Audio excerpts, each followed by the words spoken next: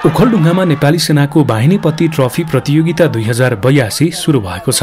नेपाली सेनाको श्री नम्बर 18 वाहिनी अड्डाको आयोजना तथा दुर्गा बक्सगण ओखलढुङ्गाको समन्वयमा आजबाट प्रतियोगिता सुरु भएको हो। ओखलढुङ्गाका प्रमुख जिल्लाधिकारी विजयराज सुवेदी र दुर्गा बक्सगण ओखलढुङ्गाका गणपति एवं प्रमुख सेनानी विजय प्रकाश आङदेम्बेले खेलाडीहरूलाई भलिबल हस्तान्तरण गरेर प्रतियोगिताको शुभारम्भ गर्नुभएको हो। प्रतियोगिता अन्तर्गत ओखलढुङ्गामा भलिबल र बक्सिङ प्रतियोगिता सञ्चालन भइरहेको छ।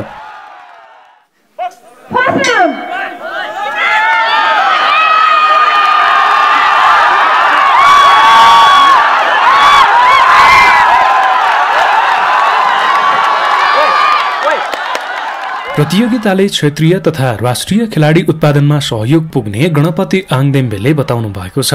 वाहिनीपति ट्रफी प्रतियोगितामा उत्कृष्ट हुँदै छनौट भएका टिम तथा खेलाडीहरूलाई पृतनापति ट्रफी प्रतियोगितामा पठाइनेछ।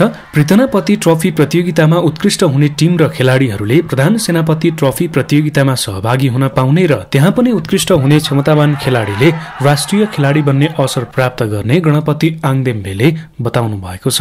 प्रतियोगितामा श्री नम्बर 18 वाहिनी अड्डा अन्तर्गतका ओखलढुङ्गा, उदयपुर र खोटाङका गणहरूको सहभागिता रहेको छ।